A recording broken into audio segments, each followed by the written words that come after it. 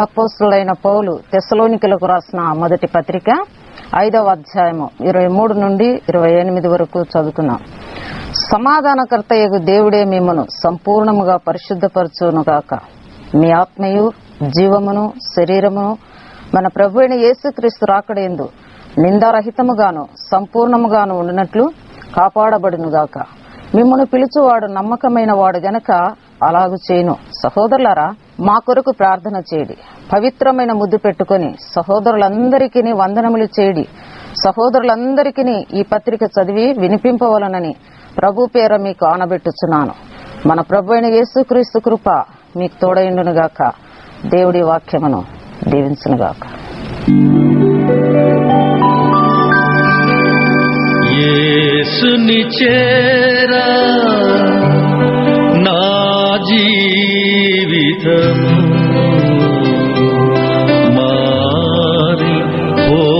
మారిపోయెనే.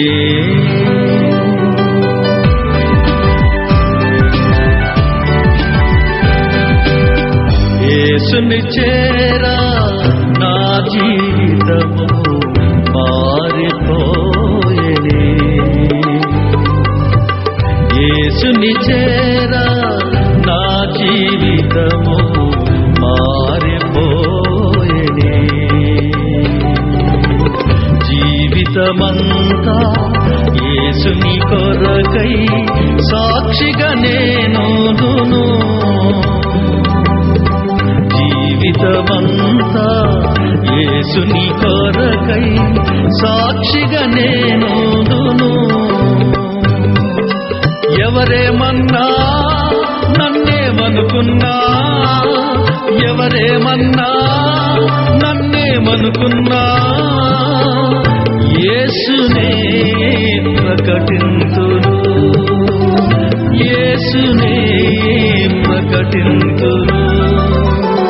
యేసుని చేరా నా జీవితము మారిపోయెనే.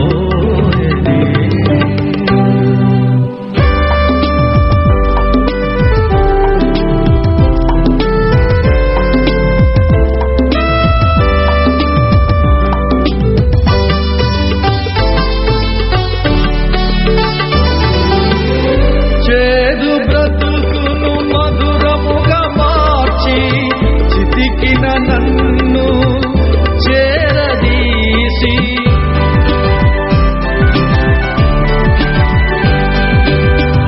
చేదు బ్రతుకును మధురముగా మార్చి చితికిన నన్ను చేరదీసి, జీవజలములు త్రాగించెను, నిత్య జీవము నాకొసగెను. జీవజలములు త్రాగించెను, నిత్య జీవము నాకొసగెను. ఎవరేమన్నా నన్నేమనుకున్నా, ఎవరేమన్నా నన్నేమనుకున్నా, యేసునే ప్రకటింతును, యేసునే ప్రకటింతును. యేసుని చేరా నా జీవితము మారిపోయెనే.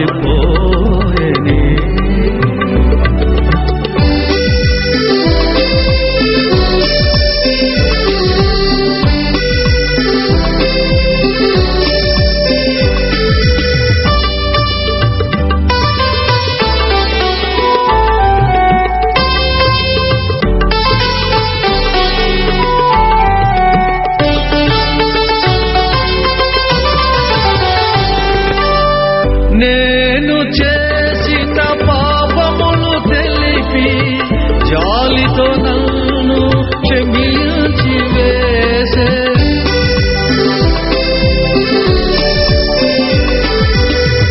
నేను చేసిన పాపములు తెలిపి జాలితో నన్ను క్షమించి వేసే.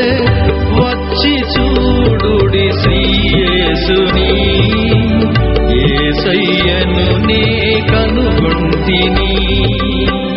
వచ్చి చూడుడి శ్రీ యేసుని, యేసయ్యను నే కనుగొంటిని. ఎవరేమన్నా నన్నేమనుకున్నా, ఎవరేమన్నా నన్నేమనుకున్నా, యేసునే ప్రకటింతును, యేసునే ప్రకటింతును. యేసుని చేరా నా జీవితము మారిపోయెనే. షారోను సువార్త స్వరము ద్వారా దేవుడు నాకు ఇచ్చిన భాగ్యమును బట్టి దేవునికి వందనాలు, స్తోత్రాలు. అంతేకాకుండా టీవీ ముందు కూర్చొని దేవుని యొక్క వాక్యం ఉంటున్న ప్రియబిడ్డలారా, మీరు మీ కుటుంబాలతో జాగ్రత్తగా దేవుని యొక్క వాక్యము విని మేలు పొందాలని కాపరిగా మీ అందరినీ ఆహ్వానిస్తున్నాను. ఈ సమయమున దేవుని యొక్క వాక్యము మన జ్ఞాపకం చేసుకుందాం. మన అంశము ఇశ్రాయేలులు తిరుగుబాటు. దేవుని దృష్టిలో మనమెంత విలువైన వారమని, శ్రేష్ఠులమని బైబిలు మనకు బోధిస్తుంది. మత్తయి రాసిన సువార్త 6వ అధ్యాయం 26వ వచనములో దేవుడు మానవుని మట్టితో చేయుటలో గల ఉద్దేశం మేమి మట్టి బలహీనతకు లోబడుటకు సమానత్వమునకును సూచన అయి ఉన్నది. మానవుడు మట్టితో చేయబడెను గనుక అతిశయపడక ఆ మట్టితో ఇంత విలువైన వ్యక్తిని సృజించిన దేవుణ్ణి మానవుడు గణపరచవలెను. అంతేకాకుండా ఈ మట్టి మనిషి తన బలహీనతను గుర్తించి సర్వశక్తిమంతుడైన దేవుని మీద ఆధారపడి జీవించవలెను. మానవుడు దేవునికి లోబడినచో దేవుడు తనకిష్టమైన రీతిగా వాడుకుంటాడు. బైబిల్లో సమూయేలును, దావీదును దేవుడు వారిని వాడుకున్నాడు. వారి ద్వారా ఎన్నో గొప్ప కార్యాలు దేవుడు చేయించినాడు. వారు ఇశ్రాయేలు ప్రజలకు ఎంతో మేలుకరంగా, ఉపయోగకరంగా వారు జీవించినట్టుగా దేవుని యొక్క వాక్యములు చూస్తున్నాం.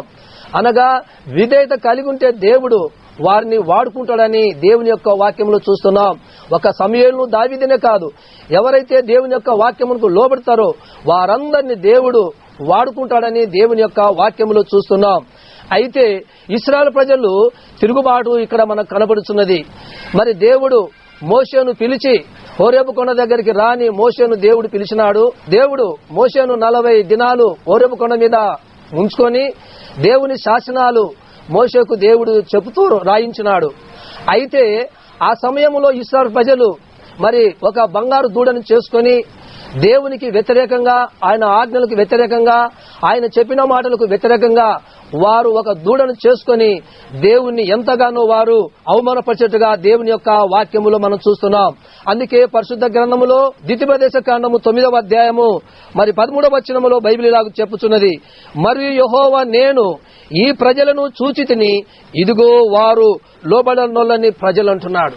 తిరుగుబాటు ఇక్కడ దేవుడు చెప్పిన మాటలు వినకుండా విధేయత కలిగి మరి దేవునికి వ్యతిరేకంగా వారు ఉన్నట్టుగా మనం చూస్తున్నాం. దేవుని ప్రియ బిడలారా, అంతేకాదు బైబిల్లో ఇంకా దేవునికి లోబడిన వారు మనం చూస్తున్నాం. అవిధేయత కలిగినటువంటి వాడు ఆదాము మనం చూస్తున్నాం. తినవద్దని నేను నీకు ఆజ్ఞాపించింది కదా అనే మాట దేవుడు ఆదాముతో చెప్పినాడు. ఆదాము కూడా అవిధేయత చూపుతున్నాడు. ఆదికాండం 3వ అధ్యాయం 17వ వచనములు.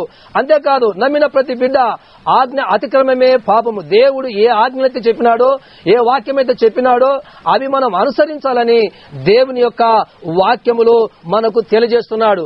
కాబట్టి మనం లోబడాలని దేవుని యొక్క వాక్యము, ఆయన మాటలు వినాలని దేవుని యొక్క వాక్యము.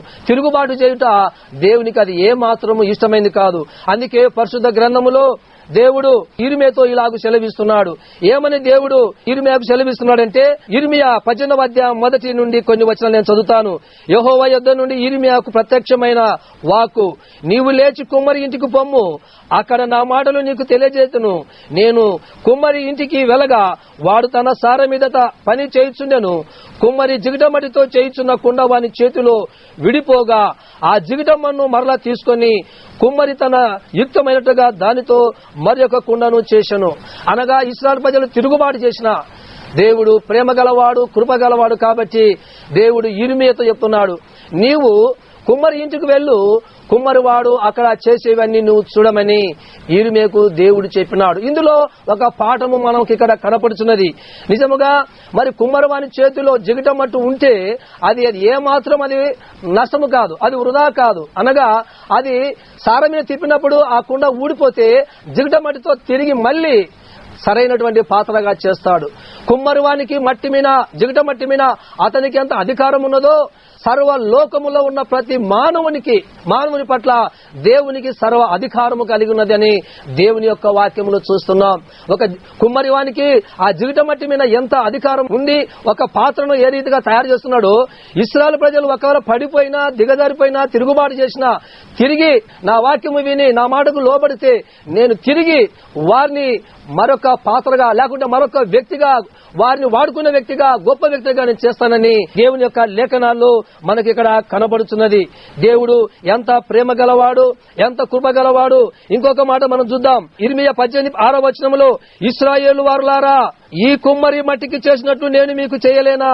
ఇదే యెహోవాకు జిగటమును కుమ్మరి చేతిలో ఉన్నట్టుగా ఇశ్రాయేలు వారులారా మీరు నా చేతిలో ఉన్నారు. మీరు తిరుగుబాటు చేసినా పర్వాలేదు, మీరు అవిధేయులైనా పర్వాలేదు, మీరు పడిపోయినా పర్వాలేదు, ఇదిగో మీరు నా మాటలు వినాలంటున్నాడు. మీలో ఉన్న అవిధేయత తీసివేసుకోమంటున్నాడు. మీరు నా వాక్యానికి లోబడమంటున్నాడు. ఒక కుమ్మరివానికి ఆ యొక్క జిగట మట్టి మీద ఎంత అధికారం ఉన్నదో నేను సృష్టించినటువంటి నా ప్రజల పట్ల నాకు కూడా అంత అధికారం ఉన్నది. నేను ఎవరిని మిమ్మల్ని త్రోసివేయను. అందుకే పరిశుద్ధ గ్రంథములో యెషయా 55వ అధ్యాయము మరి 7వ వచనములో ఇలాగ తెలియజేస్తుంది. భక్తిహీనులు తమ మార్గములు విడవలెను, దుష్టులు తమ తలంపులు మానవలెను.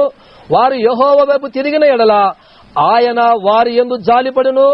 వారు మన దేవుని వైపు తిరిగిన ఎడల ఆయన బహుగా క్షమించునంటున్నాడు. ఎంత ప్రేమగల దేవుడు, ఎంత తిరుగుబాటు చేసినా, ఎంత అవిధేయుడమైనా ఇదిగో ఆయన అంటున్నాడు మీరు తిరగమంటున్నాడు.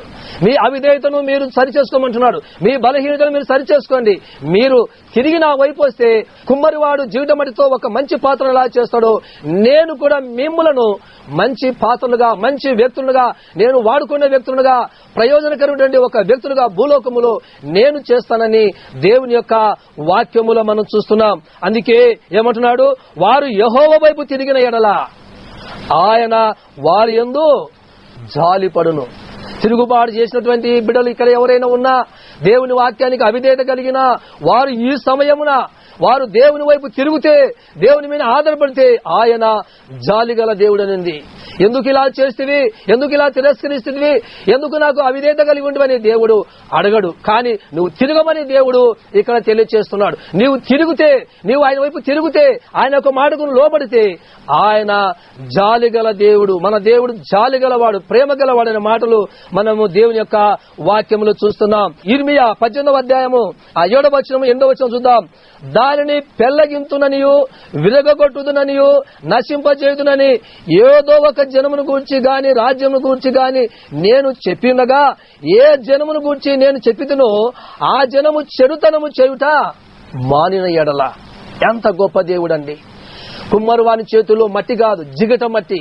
మట్టికి జిగట మట్టికి చాలా భేదం ఉన్నది.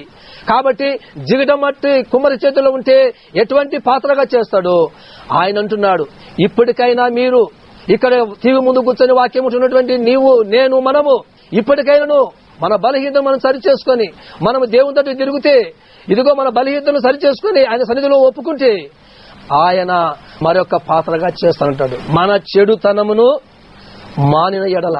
ఈ దినాల్లో చాలా మంది వాక్యం చదువుతుంటారు, మందిరాలకు పోతుంటారు, చెడుతనం మానకలేకపోతున్నారు. ఆ చెడుతనం మానమంటున్నాడు దేవుడు. ఆ చెడువు తీసివేయమంటున్నాడు. ఆ చెడువును తీసివేసిన ఎడల దేవుడు నీ పట్ల జాలి కలిగి, దేవుడు నీ పట్ల ప్రేమ కలిగి నిన్ను ఆయన ఒక పాత్రగా చేస్తానని, ఒక వాడుకున్న వ్యక్తిగా చేస్తాడని, అర్హమైన పాత్రగా చేస్తాడని, ప్రభువుని ఉపయోగకరంగా చేస్తాడని దేవుని యొక్క వాక్యంలో చూస్తున్నాం. ఎప్పుడు దేవుడు చేస్తాడు? చెడుతనము విడిచిపెట్టాలా, అవిధేయత విడిచిపెట్టాలా, పాపము విడిచిపెట్టాలా, దేవునికి అయిష్టమైనవి ఏదైతే నీవు నేను విడిచిపెడతామో దేవుడు ఏమంటున్నాడు, వారిని నేను క్షమిస్తాను.